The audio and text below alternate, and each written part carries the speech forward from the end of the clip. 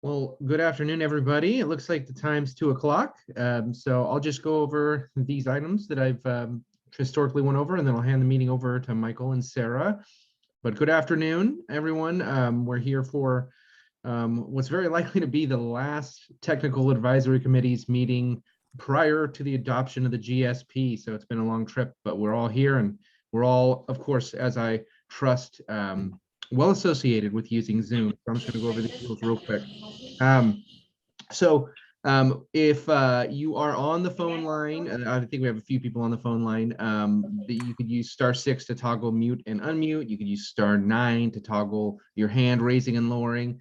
Most of us are using the Zoom app on the Zoom client on our computers or our browsers or our phones through the app, so should be good. We are going to have public comment, as we always do at the beginning of the meeting. If you have any comment on items not listed on the agenda, please feel free and unmute and speak up then. And then we'll also have public comment during the specific items as well. Feel free and use your raise hand feature. We'll try and get to you as that goes on, and we'll monitor that. And also, if you need to use the chat, we'll certainly do our best to monitor that as well. Do try, if you're not speaking, to stay on mute for us.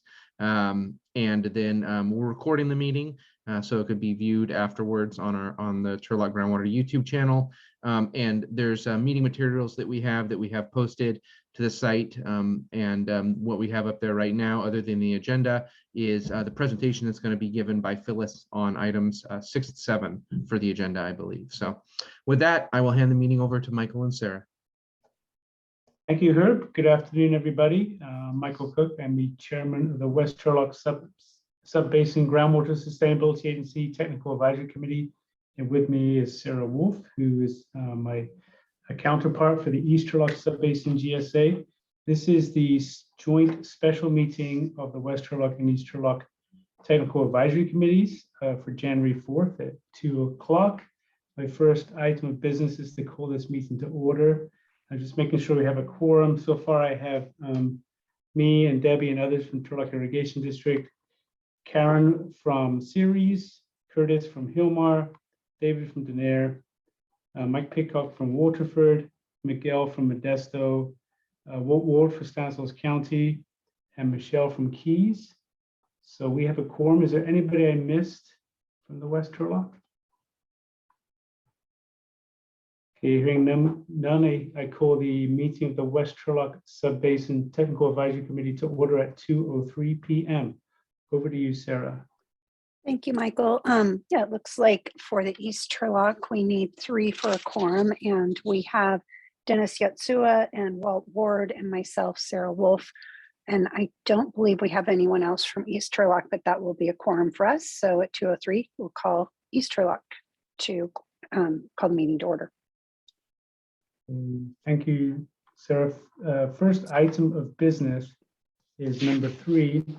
It's a resolution. This is just for the West Turlock Technical Advisory Committee, recognizing the state of emergency proclaimed by the governor on March 4th, which remains in effect. And this resolution would reauthorize us to continue our remote teleconference meetings for the period of January 4th through February 3rd, pursuant to the Brown Act. This item we've had a number of times, and it's to renew it every 30 days, but this allows us to continue to meet remotely as we are due to concerns of the pandemic. And also it allows us to, in some respects, have a greater participation. So it's a good thing. So with that, I'd recommend a motion. It looks like, Jennifer, correct me if I'm wrong, you want a roll call vote on this because it is a resolution. Yes, please, Chair Cook, and I'm happy to assist you with that if you'd like, once you have your motion and second. We get a motion in a second, then we'll hand it over to Jennifer. I'll make a motion, Michael. I'll second. Okay, second by Curtis. It was David Odom, right? Yes, sir. Okay, so David made the motion. Curtis was seconded. Any further discussion? Okay, hearing none. Jennifer, would you call the roll, please? Thank you. Member Alvarez? Yes. Member Harris?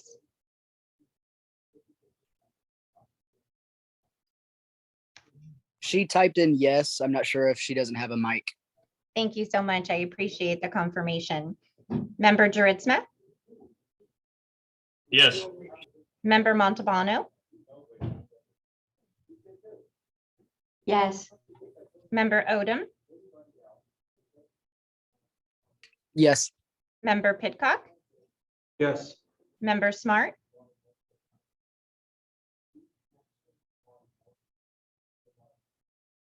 Member Ward, Yes. Vice Chair Morgan, Yes. and Chair Cook. Aye. So that motion stands, resolution stands approved. So for the next month, we'll be able to continue to meet remotely. Okay, moving on to number 4, which is, public participation. This is the time set aside for members of the public to directly address the Technical Advisory Committee on any item of interest of the public that's within our subject matter jurisdiction. You can speak now, or if you want to speak to an item that's on the agenda, you can hold your comments to that time. So at this moment, any general comments from members of the public? Okay, not hearing any and not seeing any in the chat or hands raised. I'll move on to item number 5, which is our normal budget update. 5A is Michael Clipper for the West Turlock Technical Advisory Committee budget. Michael, over to you. Good afternoon, everyone. For the West Turlock GSA for December 31st, month ending, we had $200,873.32 in our account. Moving over to the basin for the same time period, so 12/31/21, we had a balance of $906,000, $435.11. And then any questions? Yeah, Michael, this is Michael. Just a question from you. Are revenues and expenditures tracking kind of as you would expect with this time of year, kind of end of the calendar year, midway through the fiscal budget year for most agencies? Yes. And I mean, the one thing that is a little bit, it's kind of hard. I don't want to say deceiving, but the earlier expenditures were getting reimbursed. And then so like the money goes out slower in the beginning and we kind of collect everything. And then at a certain point in time, the grants essentially run out and then we're spending down all of that money. So it kind of goes from slow to quick, kind of on a dime, and unfortunately. So You anticipate then the process will still be in the black? yeah, I don't perceive any cash flow issues in the near future. That is good news indeed. Yeah. Okay, any questions for Mr. Clipper? For West Turlock? Okay, hearing none, over to you, Sarah, for the revenues and expenditures for the East Turlock GSA.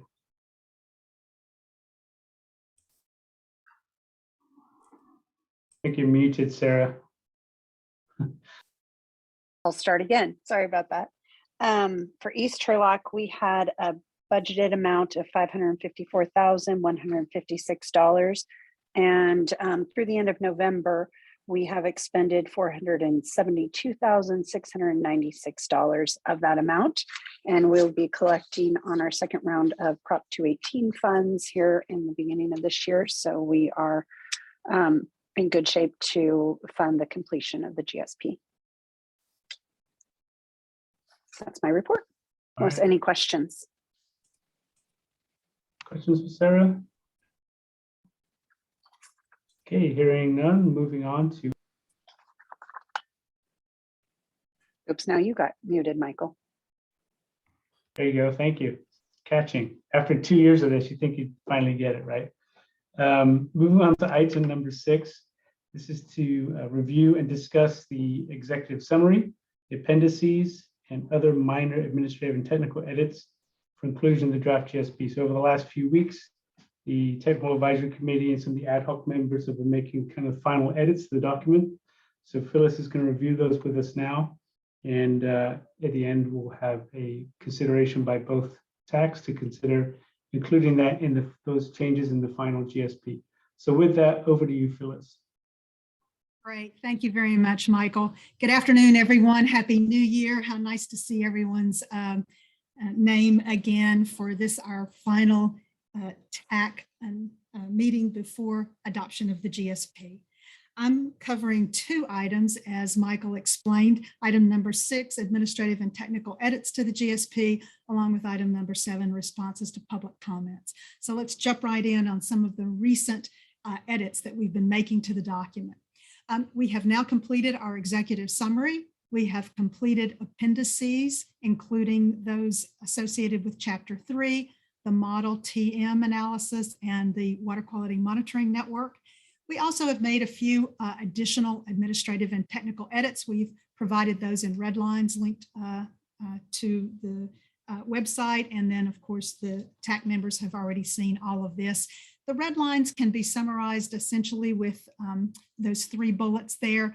Environmental benefits to projects. There were some key environmental benefits that some of our projects had that we hadn't done a good job in capturing in the GSP. And that was really in response to public comments. So thanks to everyone who provided us with public comments. We're going to talk about that in a minute as well.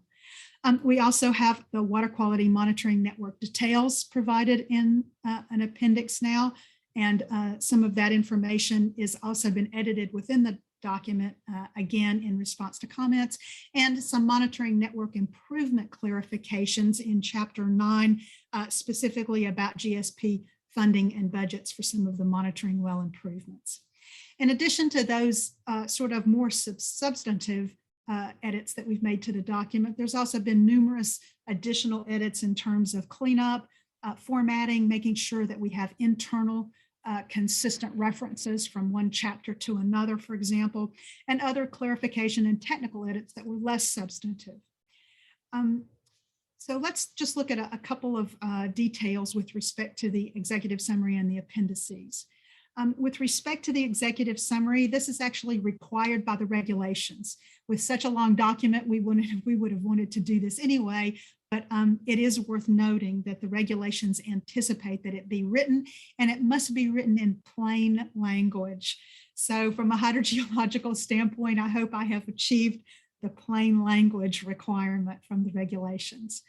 The regulations also say that you have to, of course, provide an overview of the GSP, which is what an executive summary is, really, in definition anyway. But also you need to describe groundwater conditions within the subbasin. So you will see that there's a cross-section and some water level contour maps embedded within the executive summary. There really isn't anything new in the executive summary. It truly does just capture the key information from the GSP chapters. We organized it generally to follow the organization of the GSP as well. And we've made some references back to items within the GSP, not too many, so that we can, with the idea that we would like for the executive summary to be a bit of a standalone document that would provide a nice overview of this very long GSP.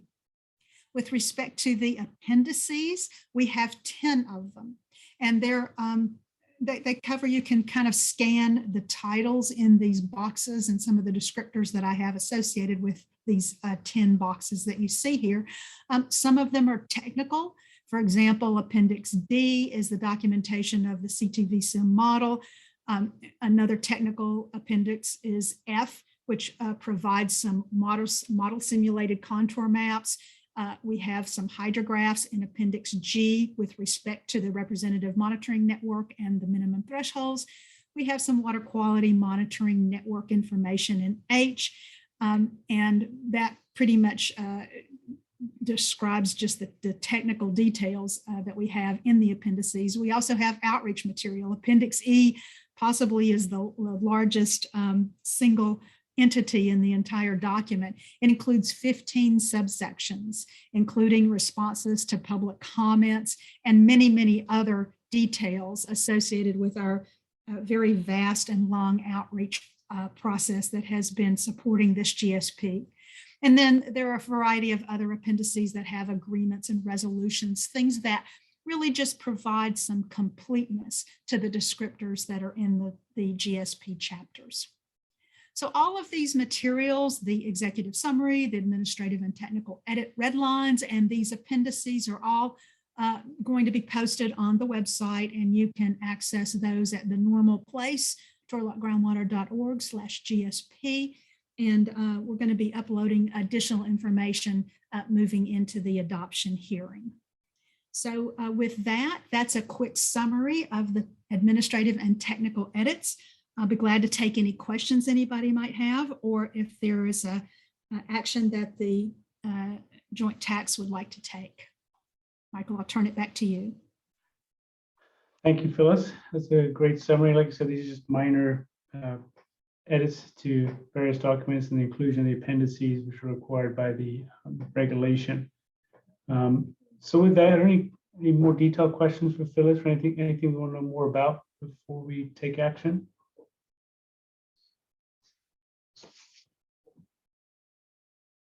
Wow, we got quite a bunch tonight. So I'm looking for a motion from somebody to approve the proposed executive summary, appendices, and other minor administrative and technical edits, and recommend those documents be included in the draft groundwater sustainability plan. So we need a motion from someone on the West Turlock side. Great job, Phyllis. This is Curtis. I'll move as stated, Michael. Okay, so a motion from Curtis. Hilmer, do you have a second? Second, Also- City Modesto. Okay, I heard two mics from Miguel and a mic. Let's go with Miguel Alvarez from Modesto. He seconded that. Sorry, Mike, you just missed out. Any further discussion? Okay, here none. This is a motion. We can do it by a voice vote. So all those in favor signify by saying aye. Aye. Any opposed? Okay, motion stands approved. Over to you, Sarah. Thank you. And so East Turlock would like to have the same motion, approving the proposed executive summary appendices and other minor administrative and technical edits, and recommend inclusion in the draft groundwater sustainability plan. And so can I get a motion to that effect? I'll make that motion, Walt. Thank you, I'll Walt. second. This is Dennis. Thank you, Dennis. And we will do a quick roll call vote. Walt Ward, Yes. Dennis Yatsua, Yes. and Sarah Wolf, yes. So the motion carries for East Turlock. Great news. So that concludes item number 6. So now moving on to item number 7, responses to comments. We'll review and discuss the responses to public comments, including the associated matrix and the inclusion of that information in the draft groundwater sustainability plan. Again, over to Phyllis with Todd Groundwater. Thanks again, Michael. We talked a little bit about this in our last meeting, but I'm going to summarize some of the information and update it. We received a total of 14 public comment letters, 3 from the Leadership Council for Justice and Accountability, 1 from East Side Water District, which has already been addressed at the GSP December board meeting, a letter from the National Marine Fisheries Service, Restore Hetch Hetchy, a letter from the Tuolumne Trust and California Sport Fishing Protection Alliance, 2 letters from the Tuolumne River Conservancy, the California Poultry Federation, and then a letter from a coalition of NGOs, including the Nature Conservancy, the Union of Concerned Scientists, Audubon California, Clean Water Action, and the Local Government Commission. We also received 2 comment letters from individual stakeholders. Thank you guys very much for your participation, from our landowner stakeholder, Mr. Rhett Calkins, and from a Turlock citizen, Mr. Milt Treeweiler, both of which have been participating long-term. And again, appreciate your service to this GSP so much. And then finally, we received a letter from South Valley Farms on the GSP. So we took these 14 public comment letters and responded to them as 110 individual public comments. You can imagine with so many comments, there was a wide variety of topics, but there were some comments on topics that we received from multiple letters. So the main one being impacts of groundwater levels, quality, and monitoring on domestic wells and the protection of domestic wells in the subbasin. A lot of comments on interconnected surface water, especially with respect to streamflow habitat, streamflow depletions, and the mapping of that information. groundwater dependent ecosystems and our analysis for that, the sustainable management criteria, specifically on water levels, water quality, and interconnected surface water. There were a couple of questions on land use policies relating to future development in an overdrafted basin. There were 2 comments on climate change analysis, and then several comments that we categorized as being related to the disadvantaged communities, including DACs, SDACs, and EDAs in our subbasin, primarily with respect to drinking water and also related to the human right to water and other outreach materials associated again with the DACs. And then finally, comments on projects and our management actions in Chapter 8 and funding considerations that we provided in Chapter 9 and summarized in Chapter 1. So we've really touched all of the chapters of the GSP with our comment letters. So thanks again to everyone for reading a rather long and sometimes I know complex and dense document.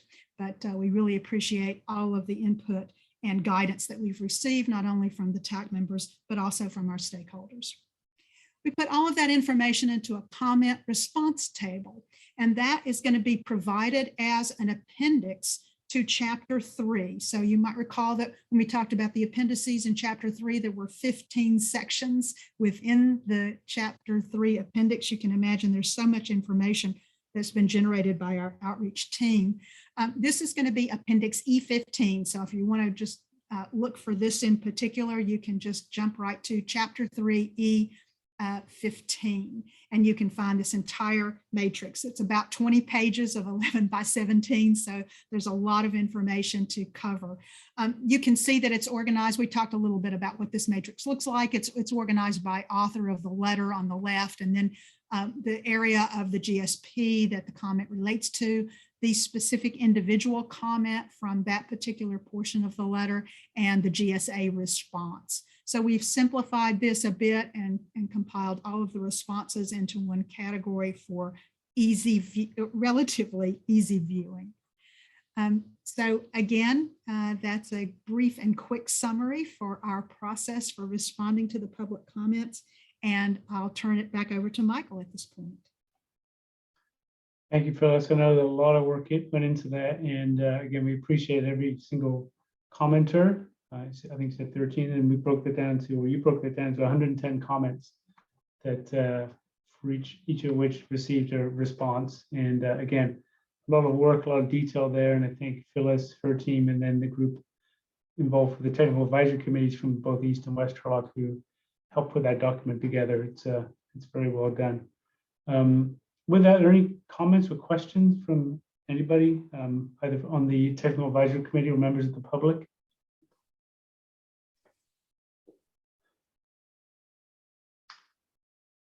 Well, there's a question from Peter Dreckmeyer. Are the responses posted yet for the public comments?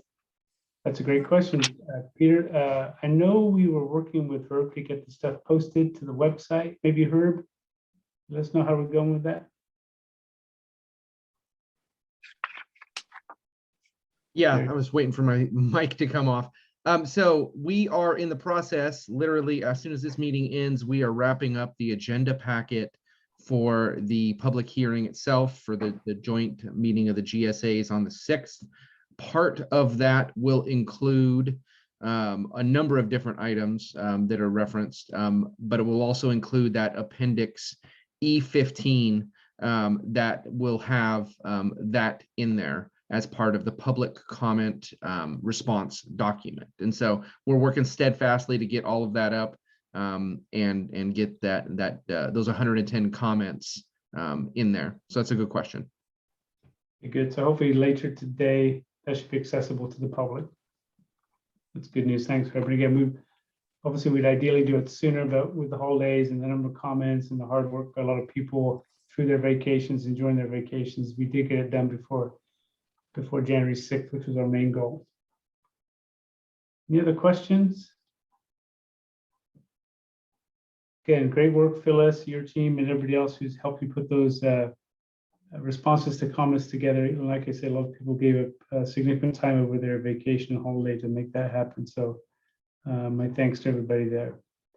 So with that, like a motion approving the proposed responses to public comments matrix and a recommendation for its inclusion in the groundwater sustainability plan. Anybody from West Turlock want to make that motion?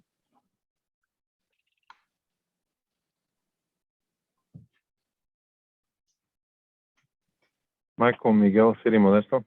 Thank you, Make the Miguel. motion. I think everyone else is nursing a New Year's hangover or something. So Second one. I got a second from Mike. So a motion from Miguel, a second from Mike Pitcock. Any further discussion? Okay, as it's a motion, we can do a voice vote. All those in favor signify by saying aye. Aye. Aye. Aye. Any opposed? Motion stands approved. Over to you, Sarah. Thank you. So we need the same motion for East Turlock, approving the proposed responses to public comments matrix and recommending inclusion in the GSP. Can I get a first and a second? This is Dennis. I'll make a first. Thank you, Dennis. I second that. Walt. Thank you, Walt. And a quick voice vote, Dennis Yatsua, Yes. Walt Ward, Yes. and Sarah Wolf, yes. Motion carries. Okay, good news. So with that, everything for Thursday night now is confirmed. So as you know, 5 o'clock Thursday will be the joint board meetings of the East Turlock and West Turlock groundwater sustainability agencies, where they'll consider a resolution to approve the plan and move it forward to DWR ahead of our January 31st deadline. So good work, everybody. Okay, moving on to item number 8, Sigma related updates. This is our opportunity for members of both technical advisory committees to provide updates on anything groundwater and Sigma related. We can start maybe with Herb and communications / outreach. Yeah, thanks, Michael. Just one quick, one or maybe two items. I can't remember how it will be organized, but just wanted, because it's been mentioned and it's because it's super important for us to make sure people know where to go to locate documents on our website. I pulled up the current version of our Turlock groundwater website. You'll see on the homepage, there's a couple of huge call outs for what Michael mentioned, this January 6th virtual meeting, which joint GSA meeting. Which includes a public hearing, and the meeting starts at 5. So we call that out in a couple different spots here, but there's really going to be 2 pages that are going to kind of work in unison together in order to get all that information out. And so I just wanted to make that clear here for the TAC and members of the public and other stakeholders that are on the call. So what we have here is, I'll just click, when we have meetings, we always have an event page that we have on our site. We're calling this our public hearing page. You see, this is where a lot of the links that are associated with the actual public hearing and other documents are going to be located. As soon as this meeting gets over, we're going to be posting a lot of these items. So I just encourage you to check back as the night continues on, or tomorrow morning if you choose. And so we'll be posting the agenda and the consent calendar items. And we're working on that diligently even during this meeting to try and get those up. And so that's one spot. We'll also notice though that what it does, that we're going to have the GSP page and this GSP adoption or public hearing page that we have work hand and foot together. And so they're going to cross link. So you'll see here, there's a link to the GSP page, which is also on our homepage that I had just showed you. And that's where we have all of the details about, other than how to comment and things. We also have our, we'll have changes here to this section that we had called the draft groundwater sustainability plan. And so we're going to have a lot of these changes here. We're going to bring in a lot of the new documents that have been kind of brought into discussion for the public hearing, and we're going to have those be made available here as well. And we'll also keep the older PDFs up as well, but we'll also make notice that those are older documents, and the newer ones are also going to be up. And so that's going to be a page that you'll also be able to go to see what the boards are going to be looking to adopt on Thursday as well. And so I just wanted to provide a quick little overview on on that in terms of there's going to be a public hearing page, which is like any other event where we'll have our agenda and associated items related to that. But we will have items updated on the GSP page itself prior to the hearing, so that all that information is going to be available as well. And so we'll be working on that tonight, and hopefully, getting all the details done before tomorrow. And so I just wanted to make note of that. And I think that was it. That's the two things I was going to mention, unless I missed anything, Michael. And so I think that's it for me. And Michael or others may be able to add in as well. But Phyllis covered a lot of the details in her presentation also. Sounds good. Herb, any questions for Herb? Sooner we get done with the meeting, the sooner you can get on with posting online, right? Okay. So over to Debbie, GSP schedule, grants, the information for us. Thank you. I was just about to say something and then I realized my mute was still on, so I apologize. Yes, thank you. And thank you, Herb, for that update. We are excited to have the public hearing on Thursday, January 6th. And following that, and hopefully the board adoption of the GSP on the 6th, then I'll be working with the technical team to upload the documents into the DWR portal. And it's my understanding that following DWR's review of that and determining that the draft is complete, then of the GSP is complete, then they release the document and the information for additional public review. So just so everyone recognizes that there will be another opportunity to provide comments on the GSP through that process. We are also working on the annual report, which is due April 1st. We're still looking for some information from a few of the agencies, and so I'll be reaching out to those this week. And then we'll be reporting back to the tax at a future meeting date on how that process is going, and there'll be opportunities for the tax to review that information as well. And then lastly, we have made some progress on the Prop 68 grant that we have for monitoring wells. We have nearly completed the installation for the first 6 of the 7 monitoring wells. I think we're scheduled to have those completed this week. The 7th one is contingent upon drier weather, and so that may need to wait until the springtime, but we'll keep you posted on that. The GRAT is, we're in the process of scheduling a meeting with the tax to review the GRAT and release it to the GSAs for their use, and there'll be some training and that sort of thing associated with that. So be looking for that. And then lastly, once the GSP is adopted, we have prepared a notice of preparation for the programmatic EIR to be developed for the GSP, and that is scheduled to be released on Friday. And so be looking for that. That would start a 30-day public comment period on the notice of preparation. And we have a public meeting to receive comments on the NOP on January 26th at 5:30. So you'll start seeing information about that as well. So, so those are the next steps. I'd be happy to take any questions that you might have. Any questions for Debbie? Yeah, for those who thought the adoption on Thursday is like the end, you got it all wrong. It's like Walt says, it gets us to the start line. So as you see with the construction of monitoring wells and the development of the environmental impact report, there's a lot of other actions we have to take in the first couple of years of this plan being adopted. So, so we'll keep everybody posted. develop some type of work plan so you know what to expect, but don't think that we won't be having these meetings now that we have a plan adopted. And it's a very, Sigma's a very active process, not a passive process. And so there's a lot of work to do now once the plan moves on to DWR. So stay tuned.